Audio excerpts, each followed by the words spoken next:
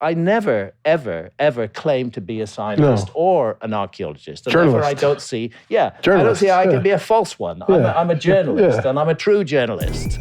And that's what I do. But it's a very easy way to dismiss interest in my work.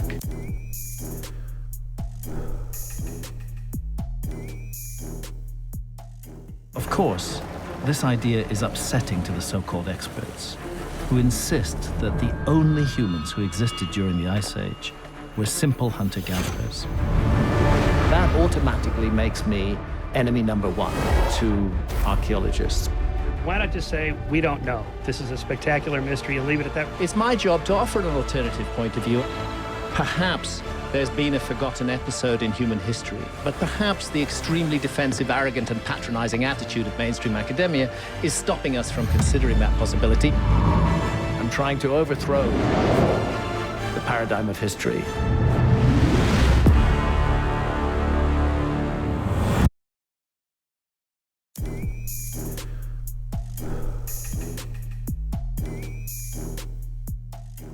Yes, this is another episode of Hotboxin. I'm Mike Tyson. This is Sebastian Joseph Day. We have here Graham Hancock. Yes. Hi, and I'm Graham Hancock, and it's Yes, nice to be Graham. with you guys. We're all here. We're on ears. We're talking about the ancient apocalypse. You have people talking. Mm-hmm. A Yeah. lot of people talking. Well, that's my new TV series on Netflix. I and viewed it before I came here, yeah. Thank you for doing that. I viewed it. Thank you for doing that. Yeah, it's getting it's quite hot. This is what I wanted to know. Archaeologists, that's the word? Archaeologists. Yes. Archaeologists. How can they tell something a tree is 10,000 years old? Okay, so there's the most commonly used dating method is carbon dating, and particularly radiocarbon. And what happens after an organism dies is that the amount of carbon in its remains reduce at a steady rate. So anything over than 50,000 years old is no use for carbon dating. But anything up to 50,000 years old, they can say how old that piece of, and it only works on organic material. So How did they say Lucy is 3 million years old? well, that's based more on, there's no direct objective dating apart from looking at the stratum of the earth in which she was dug up. It's more based on notions about the evolution of the human species. And Lucy was supposedly our first upright walking ancestor. Erectus. And then there's Homo erectus, which is a fascinating creature, they were big, they were about 6 feet tall. Mm-hmm. They roamed all over the earth, they sailed, they got to remote islands, and we're talking anything from 300,000, 400, maybe even 500, 600,000 years ago, down to relatively quite recently. They probably go back a million years, Homo erectus, erect man. Or upright man. Not erecting, but yes. Which is, I think in that name they managed to sort of tune into something fundamental about the human species. But anyway, there was erect How long man. do you think we were on our knees before we got erectus? Say again? How long do you think we were on our knees before we became erectus? Oh, we were not on our knees. We were not on our knees before Erectus. They were already upright walking creatures. Lucy was an upright walking creature. Let's say Erectus goes back 1 million years. Lucy goes back 3 million years. The last common ancestor with the chimpanzee, if you accept the general view of evolution, is about 6 million years ago. So there was a divergence, and one line led towards human beings, and the other line led into the great apes. I don't know. That's too complex for me to even believe or not to believe. Well, it's the story that's told. I think the thing to understand is a lot about prehistory and the deep and remote past is it is a narrative where people are doing their best with very limited material to reconstruct the story of our past. Mm. I just think people just want to believe they know everything, but we know nothing. I think that's the best position to take, is that we know nothing, and anything we find out is likely to only be true for a while, and then something else will be found out which replaces it. Everything shifts and changes. Nothing is fixed in one place, and that's particularly true of the human past. Is that we keep on extending it back in time. So okay, there was Lucy There was Homo erectus. Then you have the first anatomically modern humans, and that have so far been found. And the first anatomically modern humans that have been found are from Ethiopia, 196,000 years old, and from Morocco, about 300,000 years old. So these are creatures which looked exactly like us, had the same size of brain, so far as we know, had all the capacities and abilities that we have, and they've been around. Anatomically modern humans have been around on the planet for at least 300,000 years, judging from the Moroccan evidence. And then you've got these other creatures, the so-called Denisovans, named after a particular cave in Siberia, and the Neanderthals, who've had a bad rap generally down the ages. The word Neanderthal is used as an insult, but it's become clear now that the Neanderthals were not stupid. They were intelligent. They were sensitive. They did art. They may well have taught the ancestors of anatomically modern humans how to do art, how to do the great cave art that we find in many different countries. France, for example, but again, all over the world, also South Africa. There's fantastically ancient rock and cave art in South Africa as well. So we have a very complicated story. We have lots of relatives. We have the Neanderthals, we have the Denisovans, we have anatomically modern humans who and everybody's mixed together, and people carry Neanderthal genes and Denisovan genes today, and we're a hybrid species. That's fundamentally what we are.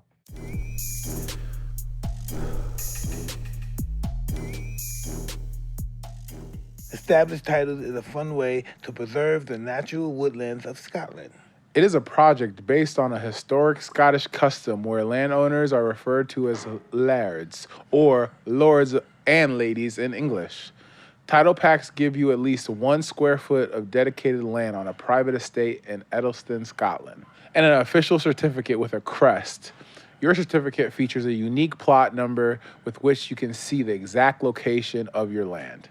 Established titles plant a tree with every order and work with global charities, One Tree Planted and Trees for the Future, to support global reforestation efforts.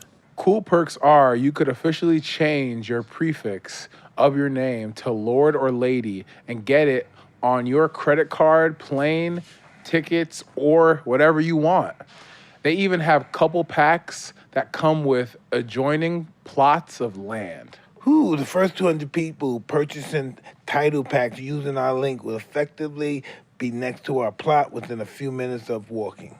Established Titles makes an amazing last-minute gift, and they are actually running a Black Friday sale, their biggest sale of the year.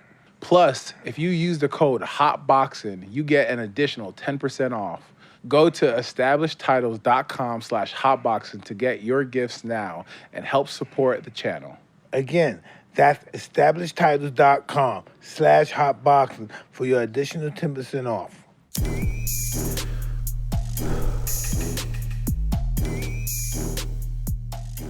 Kamikoto make great high-quality Japanese steel kitchen knives using traditional technology from Japan. Kamikoto only uses steel sourced from mills in Japan. Each blade is crafted using techniques that each been honed and perfected by generations of knifesmiths. Each Kamikoto knife goes through a rigorous 19-step process that takes several years from start to finish to complete.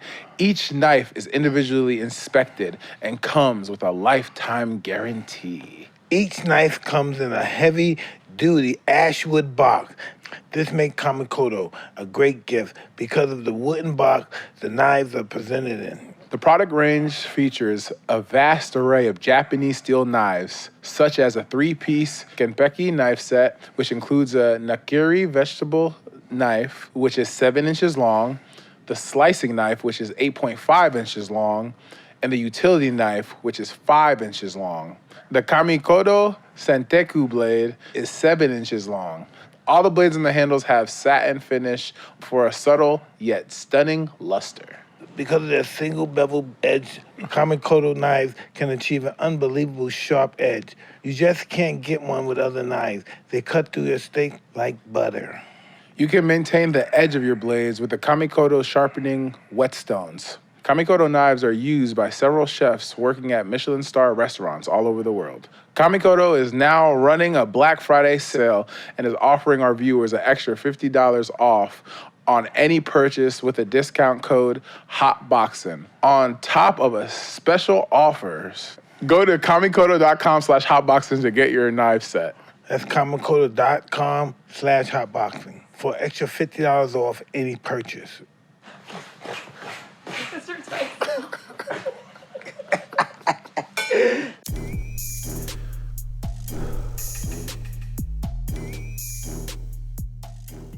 I think the most interesting thing that caught my eye in that documentary was when you were on that island in between Italy and Malta. Yeah. And Gigantia.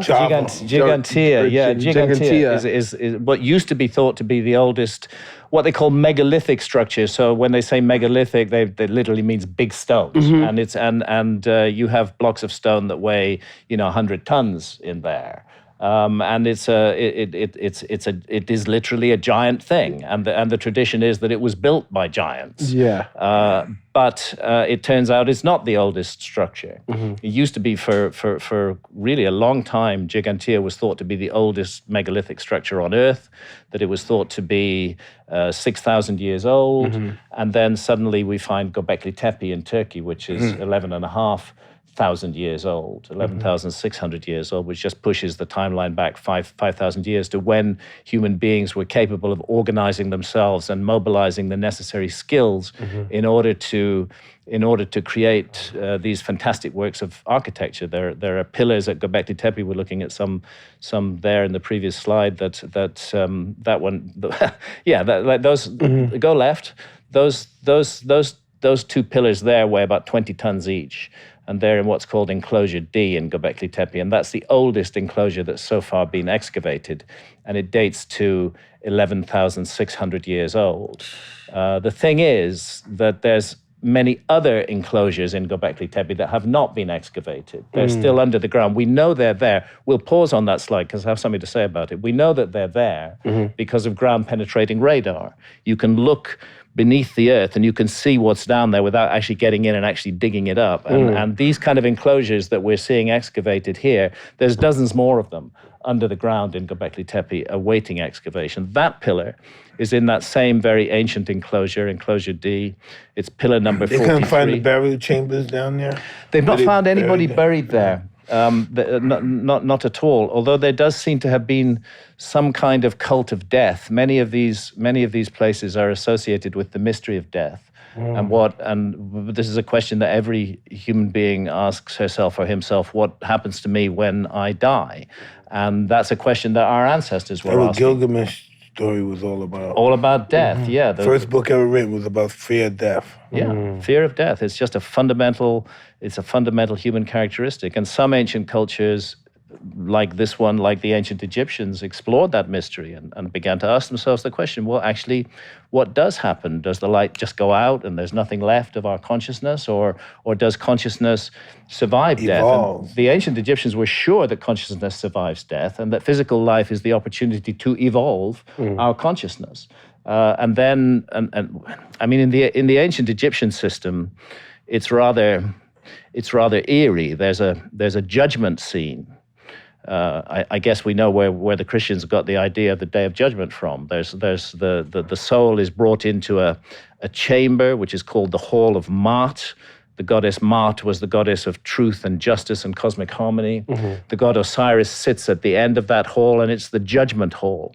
And the soul is brought in there, and then symbolically, the soul of the individual, represented as that individual's heart, is weighed in the scales against the feather of truth and harmony and cosmic justice. And the question is, you were given the extraordinary opportunity of life in a human body.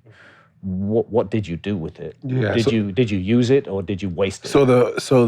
So the heart and the opposite is essentially sin, right? What the Christians would look at as they would sin. probably look at it as sin, and that. But the scene is complicated because around the walls of the chamber sit 42. They're called the 42 negative assessors, and they ask the deceased 42 questions, and they're all to do with moral behavior. and ideally, you should be able to answer no to them, every one of them, although I've yet to meet the human being who could answer no to every single moral lapse. Yeah. But then there's another issue, which is this issue of the precious gift of life, and what did you do with it? And it seems to me that is fundamentally what's being tested. We're giving an opportunity to live this rich and full life in a human body, to be faced with challenges, to be faced with choices. What choices do we make? Our choices define us. Adversity. I honestly believe that consciousness is one of the fundamental aspects of the universe, that it's not limited to bodies, but that it can immerse itself in bodies. And I think we're in a kind of, I can't prove this, but going with the ancient Egyptian view, that we're in a kind of theater of experience here, where we have the opportunity to learn and to grow and develop. And not all of us take that opportunity. Many lives are wasted, and our society invests a lot in encouraging people to waste their lives just to pursue goods and services, just to define ourselves by how much we own and how much money we make and the possessions that we surround ourselves with. And all of this is completely, it may be nice, but it's completely fucking trivial. There's nothing lasting about it. It all just fades away and it's gone. So did we get something meaningful and useful out of the life we live? And I think that is the opportunity we're given, is to make mistakes. We're all going to make mistakes, but do we learn from those mistakes? Do we integrate them into our behavior?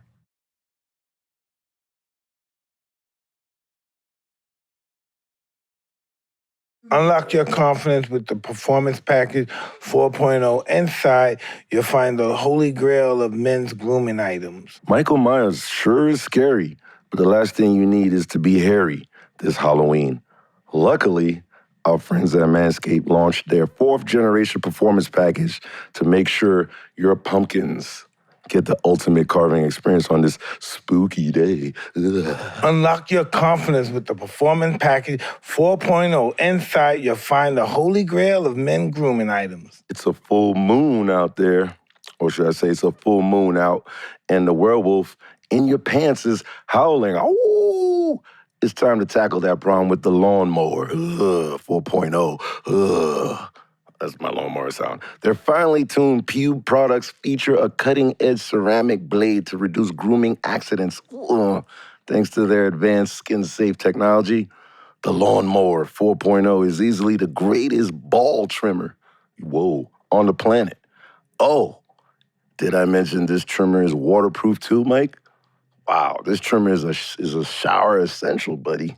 Wow. The Performance Package 4.0 also includes a weed whacker, a nose and ear hair trimmer that provides proprietary skin-safe technology that helps prevent nicks, snags, and tugs. Seal the deal with Manscaped's liquid formulations. Their crop preserver ball deodorant and crop reviver ball toner will make sure your pumpkin stays fresh. Trust me when I say this, fellas, your balls will be thankful. Also, if you're looking like Wolverine and haven't cut your nails recently, be sure to look into the Shears 2.0 nail kit. Manscaped also launched their new Body Buffer, 100% antibacterial body scrubber. Manscaped even threw in 2 free gifts to their Performance Package 4.0, the Manscaped boxes and the Shed travel bag. Bring your comfort and boxes to another level. Get 20% off free shipping with the code Hotboxin at manscaped.com. Again, that's 20% off plus free shipping with the code Hotboxin at manscaped.com. Say trick or treat to your beautiful new Halloweeny with Manscaped.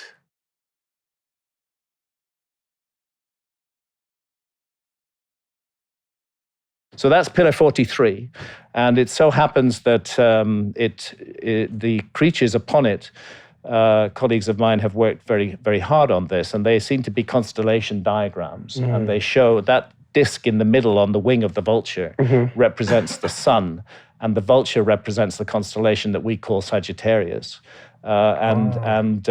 This defines a date. This actually combination of the Sun and Sagittarius and the surrounding constellations only occurs twice in 26,000 years. And this defines the date of around 12,800 years ago, which is about 1,000 years before Göbekli Tepe was built. But for some reason, it was very important to them. Do you think these people understood time? Understood time? Yes, I think they did. I think anything that we can understand, they understood. I would believe they tell time different than we do. It's interesting that around the world, the division of the day into hours, into 24 hours, and into minutes and into seconds is pretty universal. Well, listen, before Jesus was, how did Alexander the Great tell his age? How did he know he was 32? Well, because a year passes, and you're one, and another year passes. True. No? Okay. Because 365 days out of the year wasn't born until Julius Caesar was in place. Yeah. He said 365 days would be a year. Yeah. So before Julius Caesar was born, how did we tell how old we were? Well, there are certain regularities. There's the two solstices, the day when the sun rises furthest north of east. The sun makes a sort of pendulum swing along the horizon. At the equinox, it's rising perfectly due east. If you're at the winter solstice, it's rising as far south of east as it can possibly rise. At the summer solstice, it's rising as far north of east as it can possibly rise if you're in the northern hemisphere. So the celestial surroundings actually do provide a time marker, and the number of days between one winter solstice and another winter solstice is 365 and a quarter days. So Julius Caesar may have codified that, he may have recognized it, but it's actually defined by the universe and the solar system in which we live. It is 365 and a quarter days from one winter solstice to another. 300 years before Christ was the same thing. I'm saying it was the same thing, yeah. Okay. Yeah, definitely. Definitely the same thing. I don't think the length of the day or the notion that there were 365 days in the year has changed, because that is a fact of our environment. It's not. It's something that human beings can recognize, and they can put it in. They can formalize it. And Julius Caesar certainly did that, and he codified a calendar based on that. But it's based on observations of the heavens. Another thing about this documentary that I loved is how you highlighted the fact that these people were just as smart as us now. Yeah. Do you believe that there were giant people back then? Because some of these buildings are massive. Like, how in the world could that And be? many of the traditions around the world speak of giants being involved in the creation of these buildings. I don't go with that 100%. And part of the reason is that I'm not fundamentally interested in giant people. Okay. Unless they have giant intellects. Yeah. Unless they have giant hearts, unless they have giant souls. Giant. If they're just big lumps of meat with no heart and no soul, then who gives a fuck? You know, they're pretty boring. And I'm more when I see these traditions that speak of giants from the ancient past, I think they're talking about intellectual giants. There are some very large human remains, up to 7-8 feet tall. Yeah, there's some European fountain China. Yeah, because Cholula, they were saying that giants, I remember... The story of Cholula is that it was built by giants. That was built by giants. And the story of Gigantea is that it was built by giants. But in later times, that would be the kind of conclusion you would come to when you look at it. And there's no doubt, if you look at the brilliance of the work and the architecture and the achievement, that giant intellects were at work. Caucasian giant found a giant. I'm yet to be excited by the mere fact of physical giants. Yes, they existed. Maybe they did stuff, but if what they did wasn't interesting, I don't think I'm not they that last thrilled. on the legs. They couldn't move fast, probably. Yeah. I think that fundamentally the size of a human being doesn't matter. It's what that person does with their life. It's how they use their minds. Yeah. It's how we relate to other human beings. That's what matters. And you know, size, like all these other labels, is just that. I mean, that image on the right is just got to be faked. Fake it. I'm sorry. It's just got to be faked. Call it out. I'm sorry. It's faked. That's the trouble. I mean, the internet is a blessing and a curse. It's dangerous. It's a poisoned chalice. It lies so much. It gives us fantastic gifts of sharing knowledge and information, but it's full of bullshit and full of lies and full of nonsense. So I think it's great to have the internet there, but we have to be very discerning, and we have to look to what is the source of this, and is the source of this a person that I would believe if that person spoke to me face to face? We need to ask ourselves that question. Photographs are so easily manipulated and mocked up. So why do archaeologists try to combat all the research and all the fact that you found in your process and all the things that you've done? Well, in a way, it's the other way round, because the view of history and of prehistory that we receive almost with our mother's milk, and that is taught to us while we're in school, and that is taught to us in university, and that the vast majority of the media buy into, is the view that has been prepared and presented by archaeologists and historians, that they dominate the field in this area. And so I'm actually coming back at them and saying, I think there are anomalies, I think there are problems that your narrative doesn't explain, particularly regarding the origins of civilization. There are anomalies that your narrative doesn't explain, and let's see if there's another narrative that can be there. Now, if things were different, archaeologists and historians would say, well, perhaps this is an interesting idea. Let's look at it. But what they do instead is respond by trying to destroy the idea. And often they respond by trying to destroy the idea in very lazy ways. So one of the laziest ways to destroy the idea is to brand me as a pseudoscientist or a pseudo-archaeologist. Well, the word pseudo means false. Yes. Okay, so they say this guy is a false archaeologist or a false scientist. But I never, ever, ever claim to be a scientist or an archaeologist. And therefore I don't see, I don't see how I can be a false one. I'm a journalist and I'm a true journalist. And that's what I do. But it's a very easy way to dismiss interest in my work, is just to say, oh, he's a pseudoscientist. And I have to say this, that is what is on Wikipedia.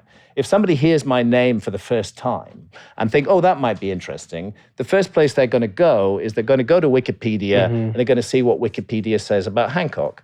And Wikipedia basically trashes my work and says that Hancock is a pseudoscientist and promotes pseudoscientific theories, but never actually says what those are. Or engage. It's just an easy dismissal. Sometimes I'm accused of being a white supremacist.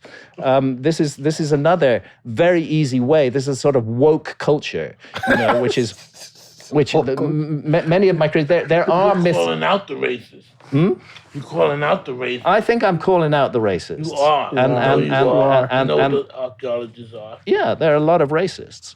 That weighs heavy on their conscience, so they call me a racist. But these are ways of putting me down without actually engaging with my work. And there's been very little direct engagement with my work by archaeologists. It's rather, let's just get rid of this guy. And that's why this series on Netflix is a blessing for me, because there's the biggest television platform in the world, and they're putting my evidence out to millions and millions of people, and it's going to make it harder for archaeologists just to dismiss that. Exactly. And it opens the door for anybody who's curious and intelligent and willing to investigate for themselves. If they investigate anything that you happen to put out there, they got to change history. They got to rewrite it. They got to rewrite history, and they don't want to do that. No, they don't want to. They don't want to do that, and for understandable human nature reasons. Ego. They've invested their own careers in a particular model of the past. If that model is criticized, they take it as a personal criticism of them. And if that model were to be overthrown, then all their work would be for nothing. So a lot of people kill for that. They'll kill for that. They would kill for that. Yeah, absolutely. And it's a brutal thing, archaeology. It's not only me they attack each other all the time. It's like dealing with a pack of wolves. Lying to each other all day. Say again? Survival of the fittest mentality kind of in that realm? No, Crab bringing down survival crabs. of the boss. Basically, the hierarchy of archaeology encourages young archaeologists to buy into the theories of older archaeologists. Because if they don't, if they challenge those theories, then they're not going to get recognition, they're not going to get research funding, they're not going to get grants, and fundamentally, they're not going to be able to do the work. So there's moral pressures in the discipline to conform and to fit with what the discipline says.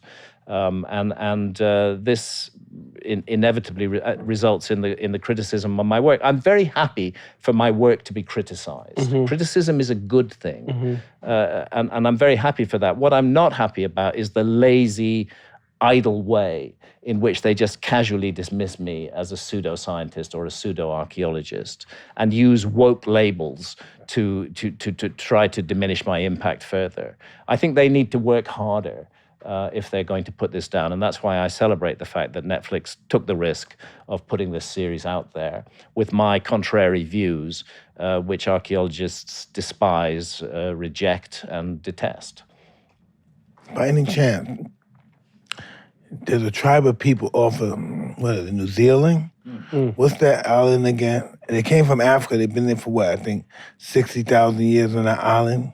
Yeah. It's a black tribe. Some guy from one of the missionary guys, Jesus, praise the Lord, let me save you. And they do spears, boom, boom, boom, boom. Yeah. They killed that, you know that, right? I do know What's that all about? Well, there are, for example, there's no doubt that human beings came first from Africa. This is a fact. Africa is the origin of the human story. And it's clear that there were many migrations out of Africa, going back actually millions of years if we take into account Homo erectus. And some of those migrations were 60 or 70,000 years ago. So the Australian Aborigines are a people who've been on the Australian landmass for 60 or 70,000 years. And that's no easy task. They had to get all the way from Africa, they had to cross the sea, and they ended up in Australia. And what's so crazy? They ended up way in Australia when they could just cross the sea and went to Paris.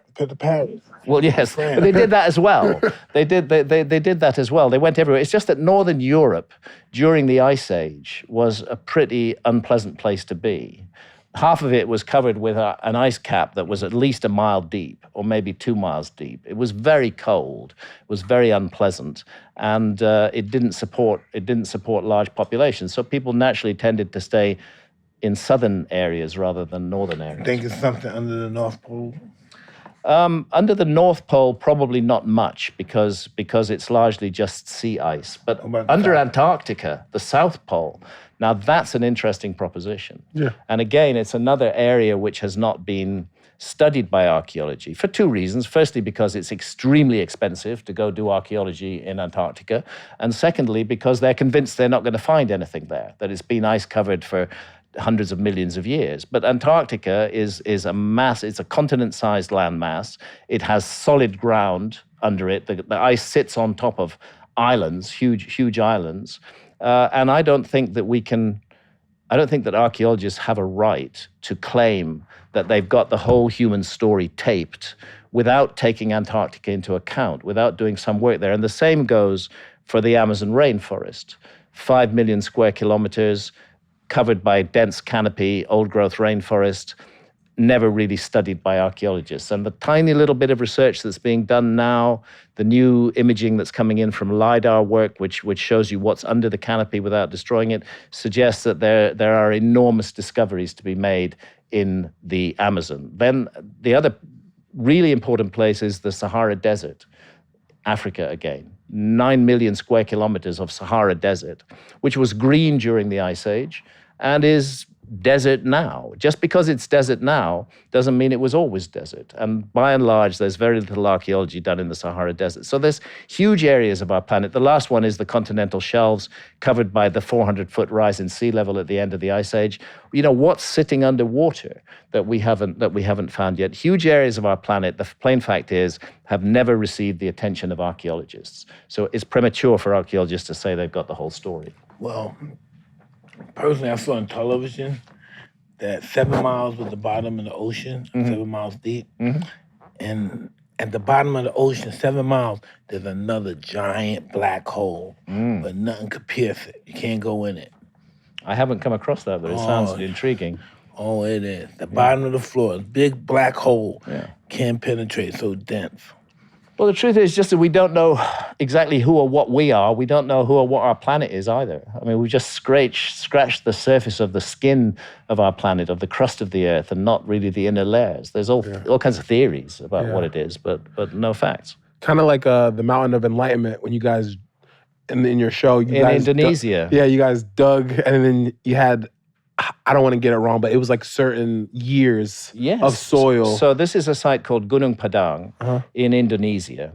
And in the particular part of Java, they speak a language called Sundanese. And in the Sundanese language, Gunung Padang means mountain of light or mountain of enlightenment. It doesn't mean that in the Indonesian language. It means mountain field in the Indonesian language. But in the Sundanese language, there it is. It means mountain of enlightenment.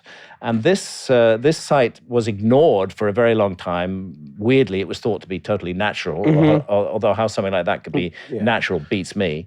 And then a little bit of investigation was done, digging very shallowly. They found evidence of people maybe 1,000+ years ago, but then they went deeper. They found evidence that humans had been there 5,000 years ago. Then they went deeper still, and evidence of human beings 24,000 years ago, and evidence of large man-made chambers. I remember that. Inside this mound. Amazing. And we have a fantastic Indonesian geologist, Danny Hilman Natwijaya, who's been doing this research. He's a leading geologist, top specialist in his field, and he's convinced that we're dealing with a 24,000-year-old monument, which was built at the time when the world looked very different. During the Ice Age, when sea level was 400 feet higher than it is today, you didn't have the Malaysian Peninsula, you didn't have the Indonesian islands. They were all joined in one huge landmass, and this was part of the highland of that landmass. And then the sea levels rose, and most of it got submerged beneath the ocean. But structures like this have survived because they were never covered by the ocean. And the evidence suggests that they're the work of an unrecognized civilization of prehistory. I love that episode. What's DeGrasse Tyson talking about? Well, whatever DeGrasse Tyson talks about, you can be sure it's endorsed by the mainstream. Hell yeah. He looked like a company man. Yeah, He's a company man. He's a very good talker, quite entertaining, but he never goes against the trend. He's always supporting what the mainstream view is, rather than challenging it in any ways. And I think it's important. It's important to challenge mainstream views. They shouldn't be allowed to have a monopoly on our understanding of the past and our understanding of who and what we are. Well, we really appreciate you because we need someone like you to tell these foolish people they need to rewrite history. I see down there, just underneath DeGrasse Tyson, there's another passage, thoughts on flat Earth conspiracy theory, conspiracy theories in general. I have to say, the Earth is not flat. We live on this huge ball in space, definitely. I just have no doubt about that. It's an unnecessary thing. Why does the Earth need to be flat? What is it? Even if it was flat, who cares? I mean, we're here we're here to live our lives and hopefully to live them well. But the Earth is not flat, and the ancients knew this. The ancients knew this forever. The ancient Egyptians knew this. Everybody knows that the Earth is not flat. You just need to stand on a cliff and look at a distant ocean horizon and see a ship come towards you, and you'll see the funnel of the ship first before you see the deck of the ship. That's because it's coming around a curved horizon.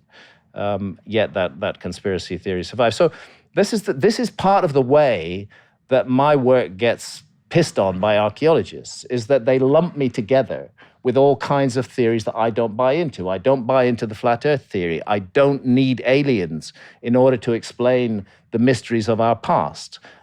The simplest, clearest explanation is that there's been a forgotten episode in human history, and we have lost part of our story. We're a species with amnesia, and that's the argument that I've been trying to put forward to explain things that are not explained by the mainstream narrative. We're looking at the Piri-Reis map here, one bit up, and that's an interesting map, the Piri-Reis map. And we have an episode in Ancient Apocalypse that touches on the mysteries of the Piri-Reis map.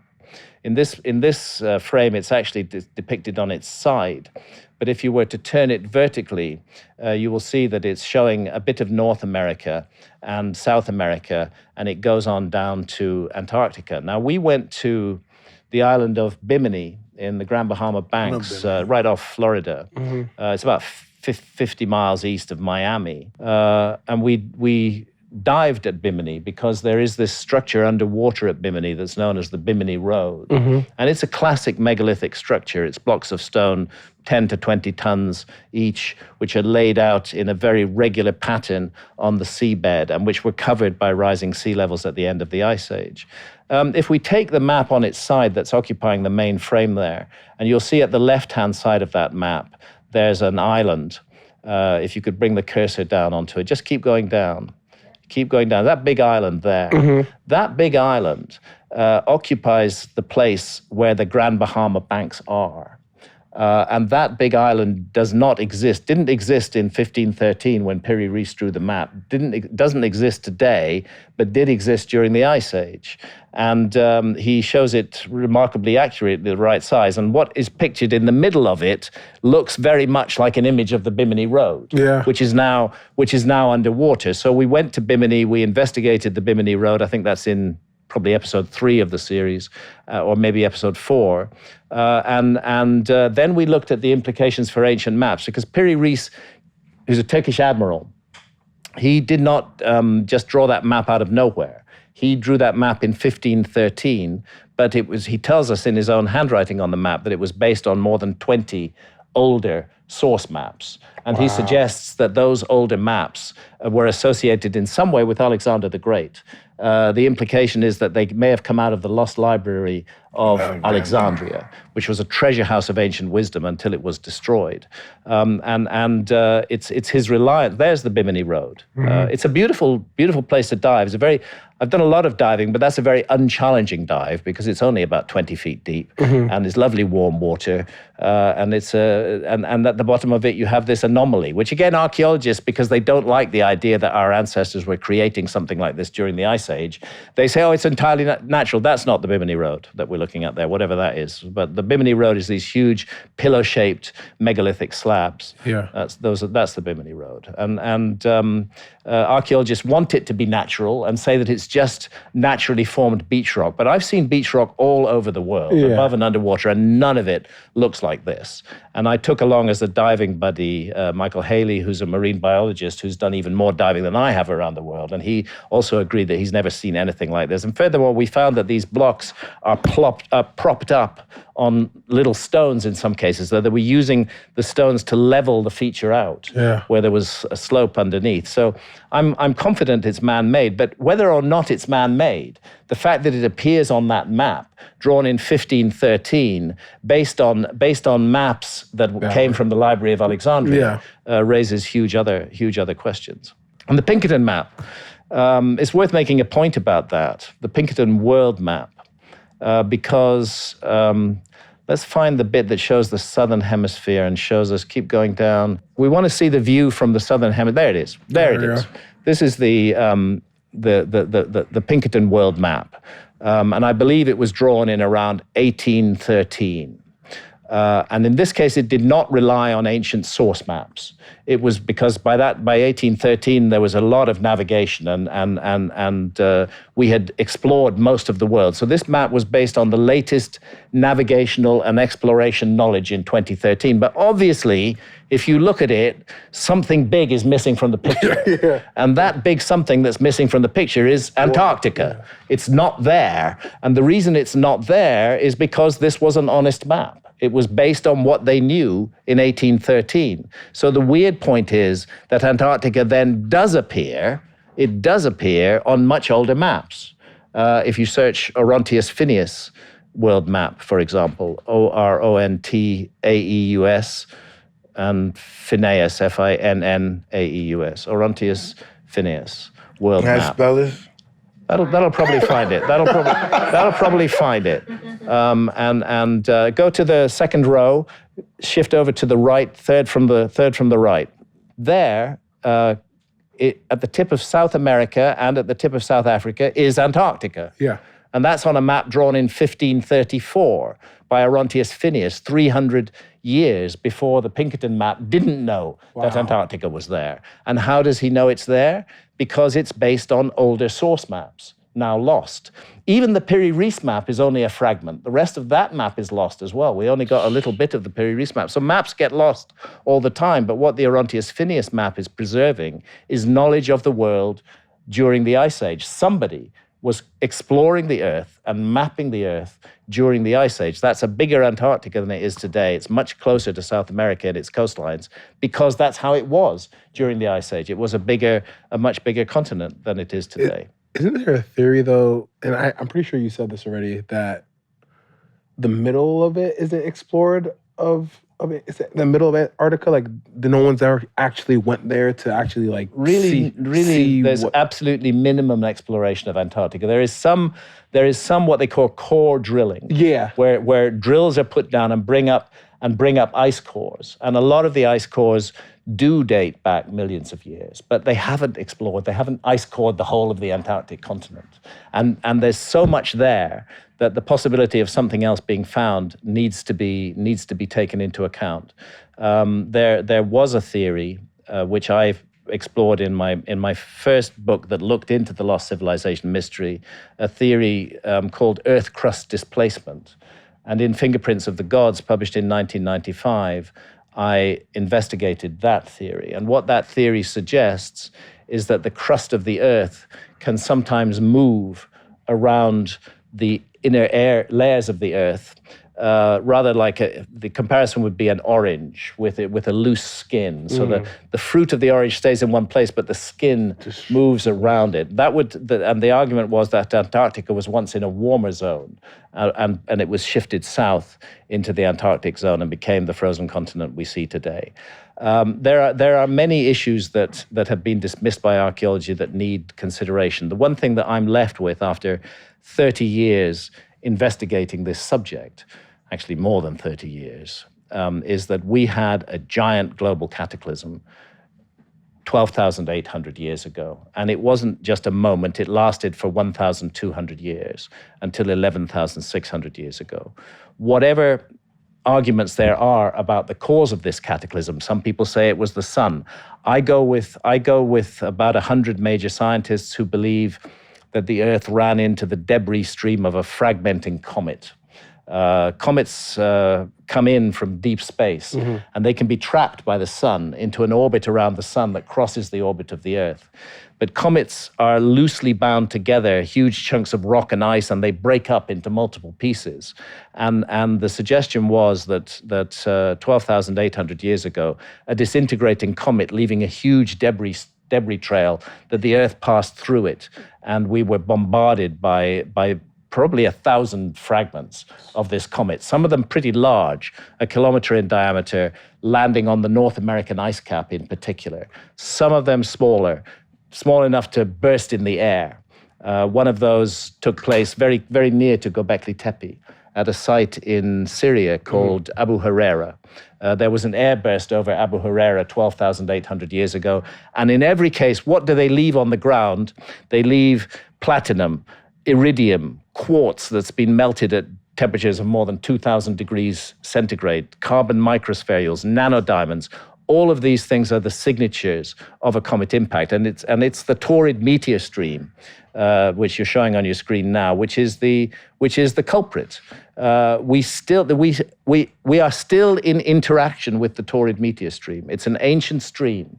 The astronomers are convinced that the Taurid meteor stream is the breakdown debris of a giant comet, a comet maybe 100 miles in diameter that broke up into thousands of fragments. And in doing so, it spread out into a huge stream of debris. And the Taurid meteor stream, the Earth we can see in this diagram, the Earth passes through it twice a year. It passes through it in June, and it passes through it in November. We've just finished a passage of the Taurid meteor stream. And it's the same meteor stream that caused all the damage on the Earth 12,800 years ago. And the most recent definite definite damage from the Taurid meteor stream was in 1908, the Tunguska event in Siberia. Siberia, I remember that. Where an object probably about 100 meters in diameter blew up in the sky and then flattened thousands of square miles of forest. And that happened on the 30th of June, 1908, at the heart of the Taurid. It was like a nuclear explosion. Like a missile explosion, absolutely. And then, in the case of the Younger Dryas, going back 12,000, there's the wrecked the forest of Siberia, and that's Meteorite Crater in Arizona, which is an earlier event. But the Taurid meteor stream is a real and present danger to life on Earth. The suggestion from Göbekli Tepe, see, the mystery of Göbekli Tepe is not only did they create it right at the end of this cataclysmic episode. The episode began 12,800 years ago with a cataclysm, with a sudden rise in sea levels. There was 1,200 years of absolute hell on Earth. Then there was another change of temperature. Global temperature shot up very rapidly. The last ice sheets collapsed into the sea. That's the end of this episode. That's the beginning of our modern age, effectively. And at exactly that moment, Göbekli Tepe starts to be built by people who were only hunter-gatherers. They weren't a settled agricultural community, but they created this incredible structure, the largest monumental structure on Earth. And in the process of creating it, they became agriculturalists. But the structure came first, the agriculture came second. And again, this is an unpopular view with archaeologists. But I think what we're looking at in Göbekli Tepe is what I call a transfer of technology, that people who already knew agriculture and who already knew how to create megalithic structures came to Göbekli Tepe. They used the construction of Göbekli Tepe to mobilize the local population, and in the process, they taught them agriculture. And then they buried it like a time capsule, because that same Pillar 43 that we looked at earlier spells out two dates. It spells out the date of 12,800 years ago when the cataclysm began, and it spells out our date today at the different solstices, at the winter and summer solstices. So the suggestion is, and I pursue this in episode 8 of Ancient Apocalypse, that what they were doing, why did they go to all that trouble to bury Göbekli Tepe? Burying it was more work than making it. They put a massive great hill on top of it. Why did they do that? And the suggestion is it's a time capsule, and that they intended to pass down a message to the future. And they used astronomy to provide dates for that. And they said, a very bad thing happened in the time that we call 12,800 years ago, and a very bad thing is going to happen in your time, unless you do something about it. I think they were conscious of us. Yeah. They were conscious, and they know that we were going to read their work. Yeah, I think so too. I think it's a message. I think people had giant egos. They thought they were gods, and God was going to see them, and they were going to see God when they died. Many people think that, and who knows what we're going to see when we die. But what Göbekli Tepe speaks to me is a careful, deliberate effort to preserve a most extraordinary and inexplicable structure, to keep it safe. Bear in mind that the work started 11,600 years ago. The site ran for about 1,000 years to 10,600 or 10,400 years ago. Then they close it down, they cover it up, they pour in millions of tons of rubble into all the stone circles. They create an artificial hill over the top of it, and they seal it. And then for the next 10,000 years, nobody knows it's there. Yeah. If it had been left open, it would have been destroyed by now. Human beings would have cannibalized it. They would have used it as a quarry. They would have taken away all those big blocks and used them for other purposes. But because they buried it, it's still there today. Kind of like a time capsule. Like a time capsule, exactly like a time capsule. And that's the only motive I can think of for burying it. And in episode 8, we go into that in quite some detail as to why it's not just speaking of the past, it's also speaking of the future and of our time. And what's kind of special about our time is that we do not have to be helpless victims of the universe. It is possible to do something about this problem. And it's a point I often make, but I'd like to make it again here. Right now, the world is so fucked up. People are filled with hatred and fear and suspicion. People are fighting and murdering one another. People are invading each other's countries. We're still locked into this tribal mentality of the past, and failing to recognize that we're all one human creature, that we're all brothers and sisters, and that if we were to cooperate on every challenge that mankind faces, we would be able to solve all of those challenges, including the torrid meteor stream. That's facts. But we're not cooperating. We're filled with division, and I just don't get it. Why we're still like this. I love the richness and diversity of human culture, that there are many different cultures, but I do not like nationalism, and I do not like patriotism, and these seem to me to be bankrupt ideas. Why should I be especially loyal to a particular country and government? Because by accident, I was born there. Why should I be proud of my ancestors? They did whatever they did, but I didn't do it. Why should I should only be proud of my own achievements. And why should I seek to divide myself off from other human beings who are just like me? I've been privileged to travel the world for more than 40 years. And everywhere I go in the world, in the remotest desert, the remotest savannah, in the midst of a jungle, in the midst of a city, fundamentally, we human beings are all the same. We have the same hopes, the same fears, the same dreams. We love our children in the same way. We love our partners in the same way. We're filled with the same weaknesses and the same strengths. And what divides us is much less significant than what unites us. So, and I need to be clear when I make this point, because I get attacked so often for being against nationalism. One's supposed to be a nationalist in the world we live in today, and I'm not. But I want to be clear, I'm not in favor of government.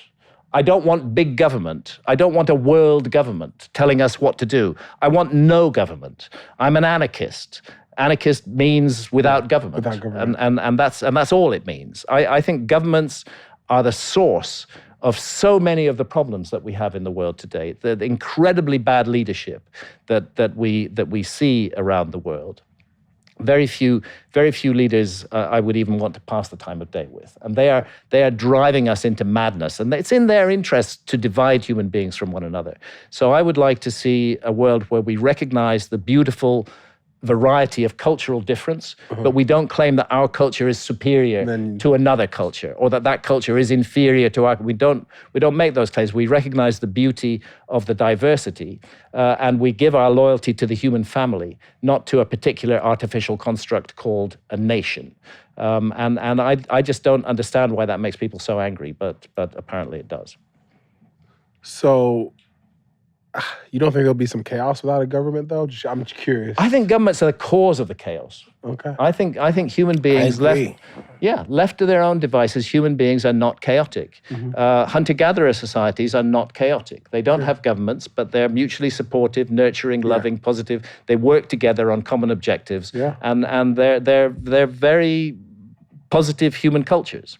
I think governments are actually the cause of the problem, but then they use the propaganda, they use our money against us to create propaganda, to teach us, to persuade us, to convince us that we can't possibly live without them, that we need these parasites, sitting at the top in government, governing us and being presidents and being prime ministers and being ministers of this or that, telling us what to do. And dividing us. Yeah. It's in their interests to persuade us that we need them. But I don't think we do need them, and I don't think that governments are a source of stability in the world. I think they're a source of instability in the world. Look what's happening in Ukraine right now, and the whole situation that's going on there. This is a situation that's being manipulated by all kinds of governments to create more chaos and more misery, which then persuades us that we need more government. No, we need less government, little government as possible, minimal government, and I'll take this opportunity to. My particular rant, which I rant about at every opportunity, is let's make it a law that nobody can run for high office until they have had at least a dozen very powerful psychedelic journeys. Can be the mushrooms. They're wonderful teachers. Can be ayahuasca. I don't mind what their psychedelic of choice is, but they need to go do a dozen journeys, and they will be confronted with their own baggage, because that's part of the psychedelic experience, that we are forced to face our dark side. We're forced to face our baggage, and we're given the choice. Carry on being a piece of shit or actually change your life. And I think that many of those people who are running for world leadership positions, they would back out. If they'd had a dozen ayahuasca or a dozen, heroic journeys with mushrooms, they wouldn't want to be politicians anymore. They'd want to do something more useful in the world. And if by chance they stayed on as politicians, then they would be more educated, gentler, nurturing, kinder people Empathetic. than they are today. Yeah. I agree. So what are we looking at there? DMT and human volunteers in London seeing the same entities. This is such an interesting thing. Psychedelics are enjoying a renaissance in our society today. Big time. There's no doubt about it. They're enjoying a renaissance. They're demonized substances 20 years ago, but now we know that they have hugely valuable therapeutic outcomes. And that's particularly true for people with post-traumatic stress disorder, for people with deep depression, for people who are fearing death, for people who are suffering from terminal cancer and are fearing death. None of the big pharma drugs are any good, but psychedelics, particularly mushrooms, will lift people out of those states, will break PTSD. I'm pro-mushroom. I'm pro-mushroom too. The mushrooms are the ancient teachers of mankind. They have been co-evolving with us for millions of years. And they are our allies and our friends. And like good friends, they sometimes give us a thorough kicking, because sometimes we need a thorough kicking. That's what they do. And so it's weird that our society has demonized these substances for the last 60 or 70 years. But now, you can't hold out against the evidence. Yeah. Now the evidence is that these substances are nurturing and helpful to people, particularly to people who are locked in a narrow frame of mind. But this trial that's taking place at Imperial College in London is something different. They're not looking to see how can DMT be used to cure people from PTSD, although it may well do so. They're looking to see what actually is happening in the DMT experience. What is going on? How can I sell that? How can I make money from that? Well, that's not the first case at Imperial College. Rather, the first case is it's a kind of exploration. Is there something real to the DMT journey, the entities that we encounter, the beings that we meet, the teachings that they give us, the strange realm? I mean, Terence McKenna used to call them machine elves, the strange realm in which they operate. Is it just a fantasy of the brain? Or are we locking into some kind of parallel universe, which we normally can't see? It feels both ways. Both ways, yeah. The brain is involved. Imagination is involved. We construe these experiences through the culture that we live in. But I've talked to a number of the volunteers on this trial that's taking place in London, and what they're telling me is that a new technology is being used. Anybody listening who's smoked DMT will know that DMT is a very short, extremely intense journey. It's about 12 minutes.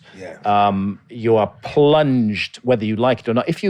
If you get the right dose, if you underdose, you might not go over the edge. But if you get the right dose, you're plunged into a parallel reality. Oh, wow. And you're stuck there for the next 12 minutes. And it's so overwhelming, and there's so much going on. A lot of people find it terrifying. Some people find it amusing.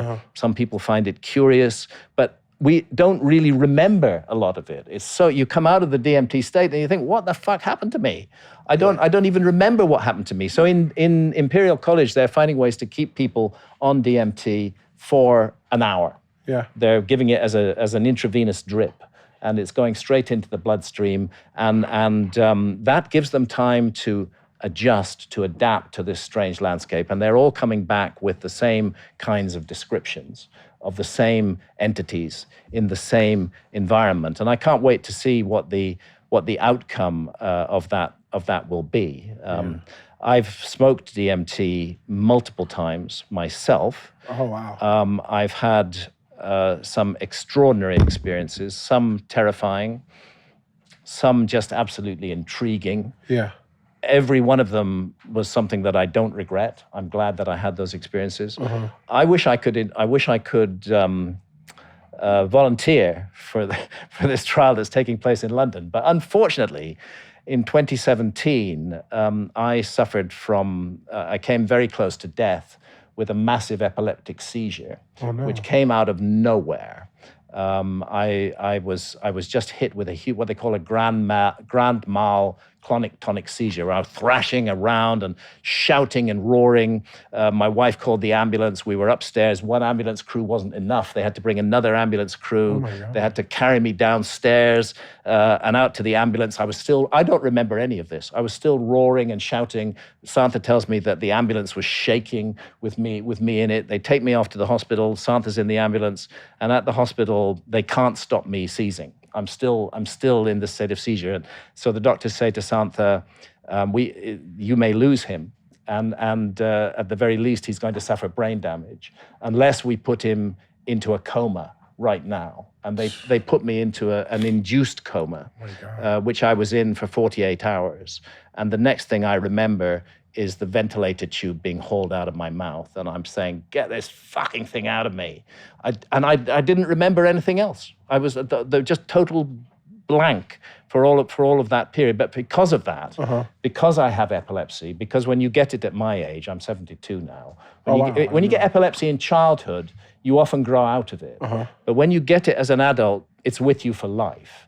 And so at Imperial, I've tried to volunteer. At Imperial College, they said, we can't accept you because what happens if you die of epilepsy in the MRI scanner? Then our whole project will be closed down. But my wife, Santha, may well volunteer for that. She doesn't have epilepsy. And meanwhile, I'll go on smoking DMT from time to time to explore that realm. So how does it feel? How does it feel? Like, so you explained it, but like, so you said you have good trips, bad trips. Listen, every time I smoke DMT, I have to brace myself. I mean, like sit down on a comfy couch. It's like this is going to be rough, and I'm scared of it. What? But I'm really curious about it, so I'm going to smoke this thing anyway.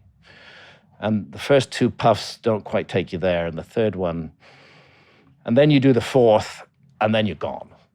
Did you black out? No, you're having experiences that are not of this world. Like seeing, like is it like seeing things? Seeing things, encountering entities who speak to you, who give you instructions, who beam telepathic messages into your brain. I know all of this sounds nuts, most scientists would say this is nuts, but at Imperial College in London, they realize it's not nuts, and that all human beings have these experiences with DMT. And why are we having them? What's going on? And there's a kind of nexus with quantum physics. Maybe we are dealing with parallel realms. Why does it attack that part of the brain? Well, the funny thing about DMT is it's naturally produced in the human body. We all make DMT. DMT is everywhere in nature, and it's a natural product of the human body, usually in subpsychedelic quantities. But there's evidence that very close to death, the DMT rate rises, that it may be something that helps us to transition. There's evidence in the dreaming state that DMT rises. There's a lot in common between DMT and dreams. So I'm waiting to see the further outcomes of this work that's being done at Imperial College. But the bunch of volunteers that I've talked to are having extraordinary experiences, and I just wish I didn't have epilepsy and could lie down on that table and get the intravenous infusion too. Although it would be frightening, because the nice thing about the smoked DMT is it is only 12 minutes. And you can even if you're utterly terrified, a little bit of you knows you're going to be out of there before too long. Yeah. Mushrooms, on the other hand, they're mild. They're mild. Well, it depends how much you take, but they're a longer journey, a longer, milder journey. I like that. In fact, psilocybin is often described as orally active DMT because it's very closely related to the DMT molecule. I agree. Ancient teachers of mankind, we have benefited enormously from these gifts that nature has provided us with. And mushrooms are one of those gifts, and so frankly is cannabis. Cannabis is another of those gifts. Thank God our society is finally waking up to how absurd and ludicrous it is for cannabis to be illegal. What a stupid thing. In the same society that glorifies alcohol, in the same society that glorifies, well, no longer glorifies, but certainly allows tobacco, we are going to put, still there are countries that put people in prison for cannabis. Yeah. It's completely ridiculous. Alcohol is a very boring drug, and B, a very dangerous drug. It is. It's so bad for you. It's a very dangerous drug. It's so bad for the health. It's so bad for It puts people into a violent frame of mind. Yeah. They get into fights. They drive badly.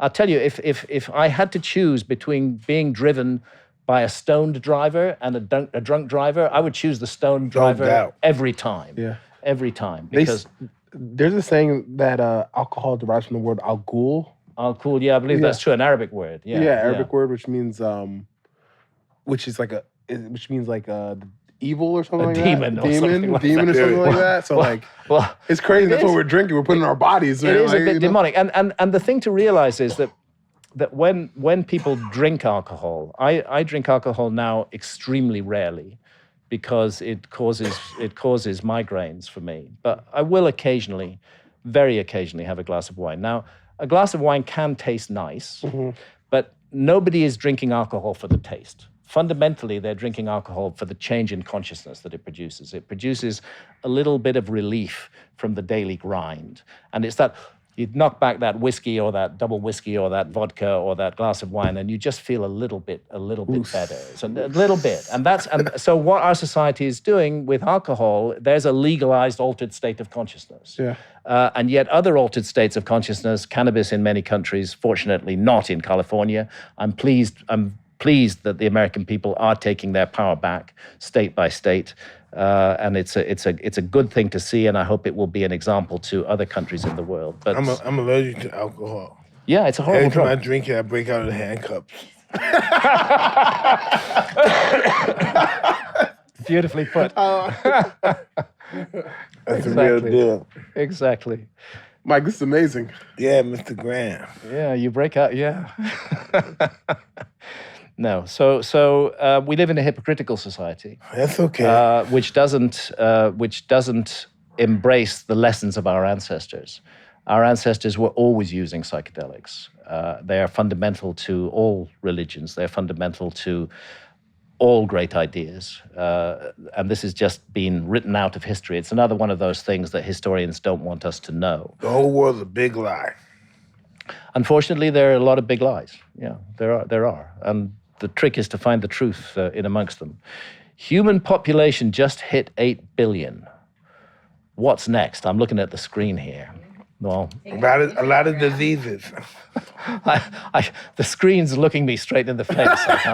I can't help it. I have to read it out. Human population just hit 8 billion. What's next? 9 billion? I'm not sure what's next. I think when you look at the so-called population problem, it's not really a population problem. It's a distribution problem. We blame it all on the poor and say, oh, the poor, they have so many children. Yeah. They're increasing the human population. But their consumption of the world's resources is minimal by comparison with one wealthy family in the industrialized West. We have small families now. Why do the poor have large families? Because having a large family is an asset, because your children will look after you in old age. The moment that you solve the economic needs of people, they stop having so many kids. So the problem is not population as such. The problem is distribution. This world can support a much larger population than 8 billion, but we have to share it a bit more kindly. We shouldn't all be locked up within within a few countries that are incredibly mega wealthy and other countries that are starving. It's not just look after the people, and the population will look after itself. I agree. What are your thoughts on religion and gods since you've been studying so much? I grew up in a religious family. My grandfather was a minister of the church. I recently discovered he climbed the Great Pyramid in 1916. Oh, wow. He was a chaplain with British forces in Egypt during the First World War. He was a minister of the church, and he was a sort of fire and brimstone preacher. My father was brought up in that Christian tradition, but he became a doctor. And then rather than take a plush teaching job in a big teaching hospital in the UK, he went out to India with me and my mum in 1954. Wow. And he was a surgeon in a place called the Christian Medical College in Vellore in South India. So I spent 4 years of my childhood in South India amongst a Christian community and constantly receiving Christian propaganda. I don't think at that age that I began to rebel against it, but I know that by the time I became a teenager, I was very anti-Christian. I rebelled. We all rebel against our parents, and I rebelled against mine. And I didn't want to be a Christian, and I didn't want to kneel down in church, and I didn't like that entity that they called God. And I regarded myself as an atheist. That's another one of those words which needs to be carefully defined, just as anarchist needs to be carefully defined. Anarchist means without governments. Atheist means without God. But it doesn't mean without a belief in the supernatural. It doesn't mean that you have to believe that we're just accidents of chemistry and biology. You can believe, as I do, in life after death without being a Christian or without being a Muslim or without being a Jew. These are the three big monotheistic faiths that dominate the world today. And then, of course, there are millions of other faiths as well, which all have different ideas. I think that the very fact that there are so many different ways of looking at this problem tells us that not any one of those ways is right. They can't all be right, since they all say such different things. So I think that next to governments, the three big monotheistic faiths have been responsible for a great deal of misery and chaos in this world. The Christian church, in its early days and right through until the 18th century, was a vicious, murderous institution. I mean, can you imagine burning a fellow human being at the stake? Or being stoned for not, or in Islam, being stoned to death. Being stoned to death. A woman wears her hair too long or is unfaithful to her husband, and she gets stoned to death. God is real pissed at that. Yeah, I mean, you know, it's so cruel and so anti-human in every way that we would actually stone a fellow human being to death, that we'd burn a fellow human being at the stake in the name of God. What kind of God is that? That's a demon that we're worshiping there, in my view, not a God. And I know this is going to get me into trouble with lots of religious fanatics, but the harm that the big religions have done in the world today far outweighs the good that they've done. And I think that's another area where we need to move forward as a human species. And it's an area where psychedelics are very helpful because they give us a direct experience of, let's call it the divine. Let's not call it God. They give us a direct experience of the divine. Nobody's teaching us. We're having that experience ourselves. And the more people work with psychedelics in a serious, respectful way, the more deep thought is going to go into these mysteries. And you think they could probably grow closer to the divine? Yes. You don't call God, but the divine. Yeah, but to let's call it the divine or the universe, whatever we want to call it, but let's not call it God. Because God carries baggage. God carries, particularly in Christianity, Judaism, and Islam, God carries the notion of this stern, bearded figure sitting in the clouds, judging us. He's just like a president, but with divine powers. You know, it's the tribal chief with supernatural powers. We don't have to buy into that to accept that there's something incredibly mysterious in the universe, that it's an incredible mystery to be alive, to have this opportunity of a human life, to have this opportunity to learn and to grow and to develop. Of course, I can't prove this, but we're not just accidents of chemistry and biology. There is some kind of project unfolding here on Earth. And it's a project about the manifestation, the growth of, and the realization of consciousness, in my view. Without consciousness, we're nothing. We're just meat machines. Yeah. Consciousness is what the human experience is all about. And that's why I so much detest laws that seek to patrol our consciousness and to tell us what we may or may not do with our own bodies. You know, that you can't take that particular psychedelic. And if you do, we're going to send you to prison and ruin your life.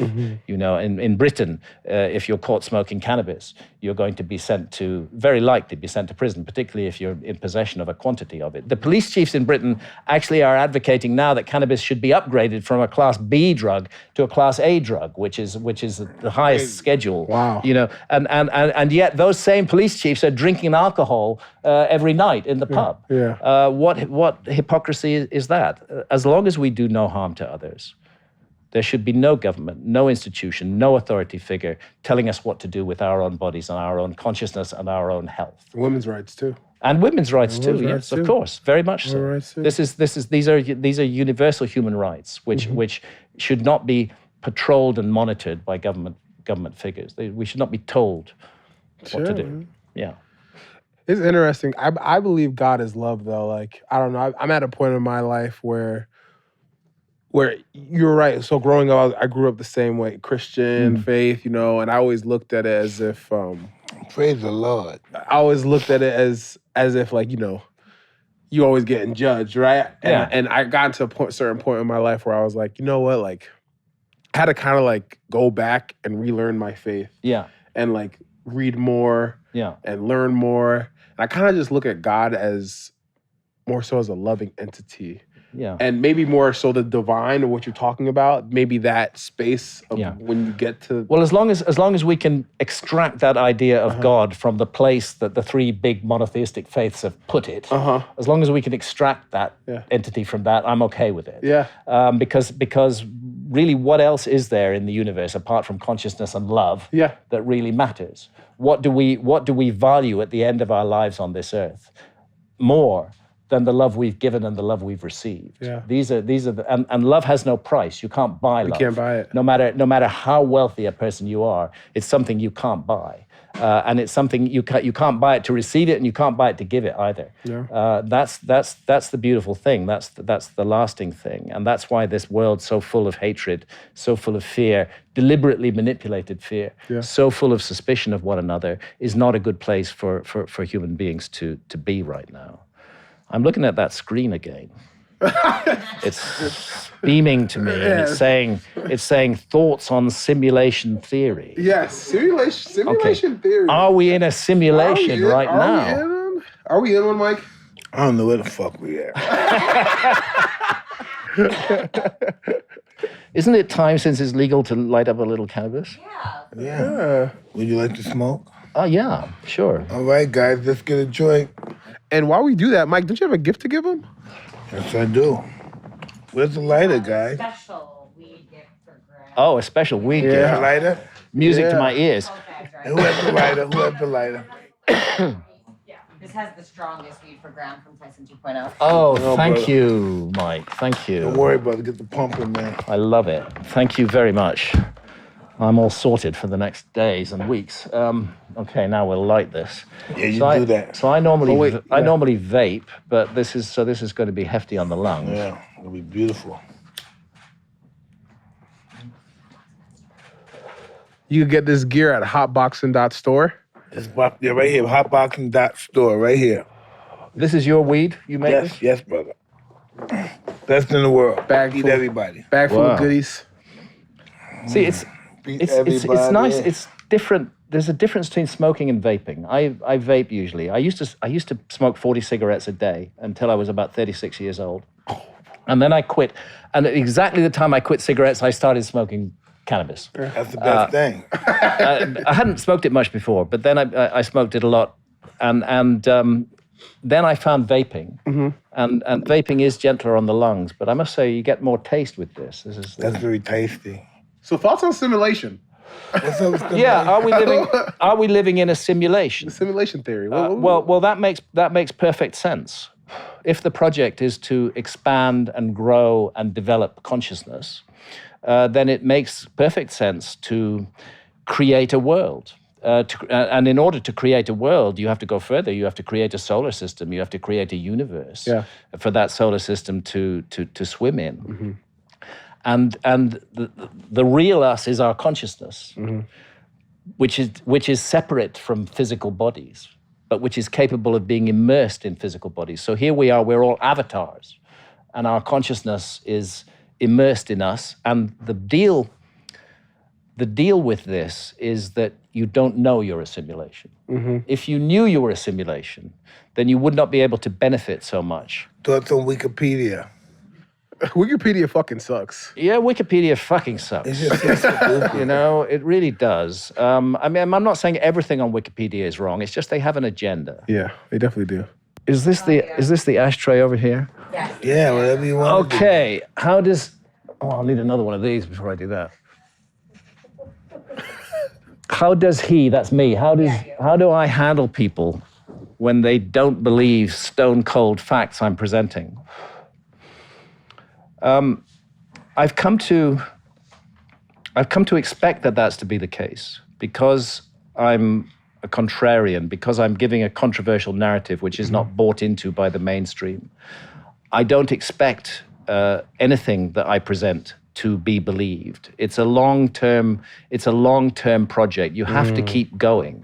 I've been attacked by archaeologists and their friends in the media since the early 1990s, continuously. Whole TV programs have been made, BBC Horizon, trying to trash my work. Wow.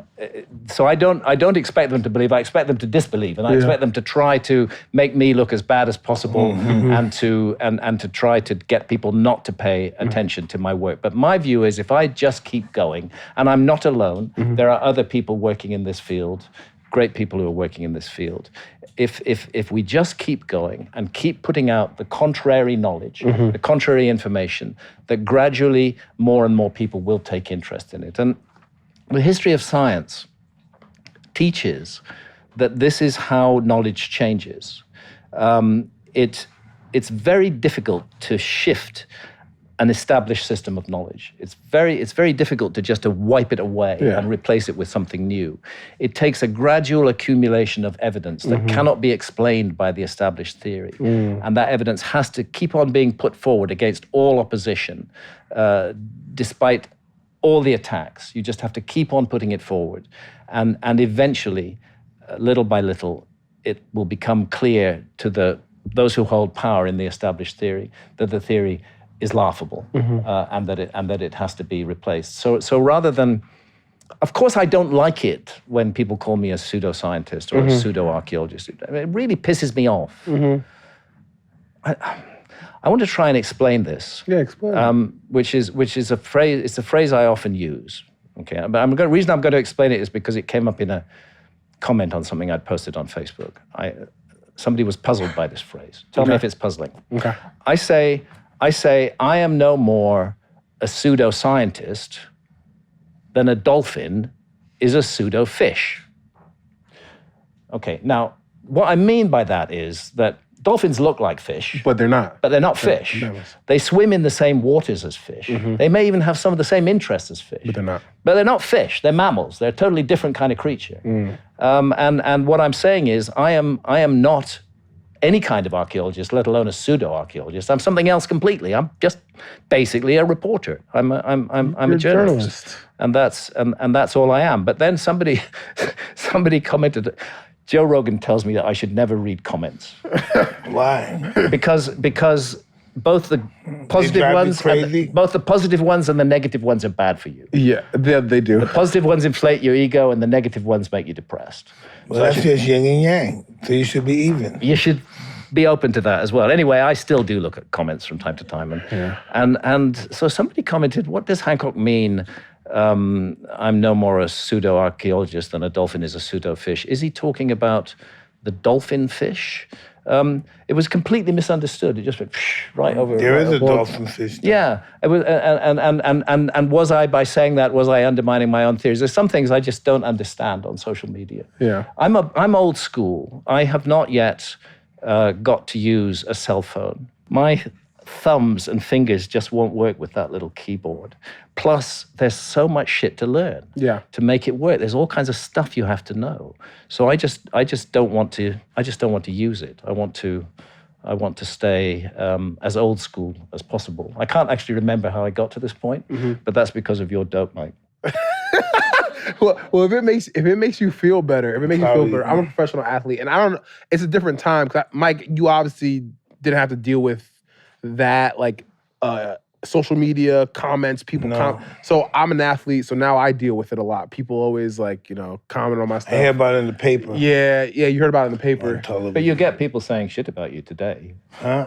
People are still saying shit about you today. And I'm still saying shit about them. Yeah. So the even playing field. But in your boxing career, social media was not a thing at No. that time. It came afterwards. Yeah. What's your feeling about that? Would it have been better if there was social media? No, then? I don't know. It would have been the same thing. People would have been mad. People would have been shooting people. Yeah. Yeah, back then it was just very violent. Life wasn't worth shit in the 80s. It was a different world. But do you think it's worth shit today? Are things better? Oh, absolutely. I'm glad to hear that. Absolutely. In the 80s, everybody was dying. Everybody died of drugs, diseases, guns, knives. It was just murder row in the 80s. drugs, just destroyed a whole generation of families. Mm-hmm. So fortunately, no social media, by and large, at that time. Yeah. But I think your story is a fascinating story. You're also a contrarian. You've also had to stand up against slings and arrows, and you've also had an iron will that has kept you going forward. That's the thing that many people write to me and say, what do I do to become a writer? And the answer is write, and be prepared to carry on writing and keep on going. And no matter how many times your manuscript or your idea gets rejected, just keep on going. Keep tough skin. Keep a thick skin, a tough skin, yeah. What do you want to tell the world about? See, right here, there's millions and millions of people here, right? Well, and they want to know, how can they talk to you again? What's happening with you? What you're doing? Right there, talk to them. Big boy. Everybody in the world's watching you right now. Well, what I want to tell the world is, first of all, thank you, those in the world who read my books, for allowing me to lead a free life, to not have to be beholden to anybody, to be able to investigate anything that I want to investigate. I couldn't get anywhere with my work if it weren't for the fact that people read and support my books. And it was true. That's what makes me free, and I'm enormously grateful for that. I'm enormously grateful for those people who send me moral support and psychic support at this time. And I know that there's a huge amount of love out there, and I wish it could be given back. A tremendous amount of love. And beyond that, what do I want to say to the world? It's a cliche, of course, but it's something that my wife Santha has taught me over the last 30 plus years, that what really matters is love. Love is what matters. And love is not just a rosy tinted idea. I've seen this with Santha. Santha and I have 6 children between us. Oh, wow. Santha has been married. Brady Bunch. It goes bigger. We got 8 grandchildren. Yeah. Santha has been married once before, and she brought 2 children from that marriage. And I was married twice before. I brought 2 children from my first marriage and 2 children from my second marriage. So what we have here are 6 children from 3 broken homes. Santha and I never made a child together, but Santha became an incredible mother to all of these 6 kids, some of whom, as you can imagine, initially were very resistant to her because they had a feeling of mistrust, but she just kept on giving love.